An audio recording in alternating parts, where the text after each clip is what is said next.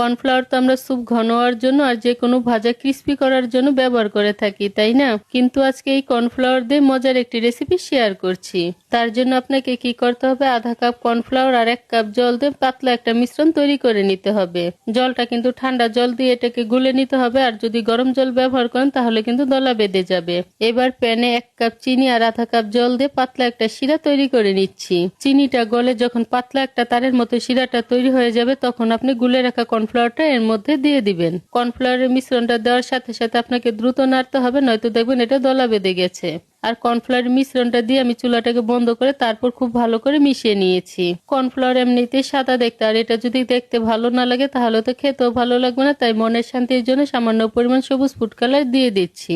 তারপর খুব ভালো করে মিশিয়ে নিয়েছি, এতে করে কালারটাও দেখতে সুন্দর হবে আর বাচ্চারাও খুব পছন্দ করবে। এখন চুলার আঁচটা মিডিয়ামে রেখে ভালো করে জাল করে নিচ্ছি। চুলাটা জ্বালিয়ে প্রায় 2 মিনিটের মতো জাল করে নেওয়ার পর মিশ্রণটা ঘন হয়ে গিয়েছে, আর দেখেন কালারটা কতটা সুন্দর এসেছে।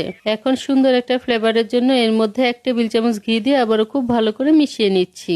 ঘিটা দিয়ে ভালো করে মিশিয়ে নেওয়ার পর এবার এর মধ্যে দিয়ে দিচ্ছি 1 স্লাইস লেবুর রস আর নিজের পছন্দ মতো কিছু বাদাম দিয়ে ভালো করে মিশিয়ে নিচ্ছি। এখন ইচ্ছে করলে হালুয়াটাকে আপনি এইভাবে পরিবেশন করতে পারেন, আবার আমার মতো বরফির আকারও পরিবেশন করতে পারেন। আমি বরফির মতো তৈরি করব বলে কেকের মোল্ডের মধ্যে সামান্য পরিমাণ ঘি ব্রাশ করে নিয়েছি। এখন মিশ্রণটা এর মধ্যে ঢেলে দিচ্ছি। ঠান্ডা হয়ে যাওয়ার পর মোল্ড থেকে বের করে নিয়েছি, আর দেখতে এতটা সুন্দর হয়েছে তাই না কেটে এভাবেই রেখে দিলাম।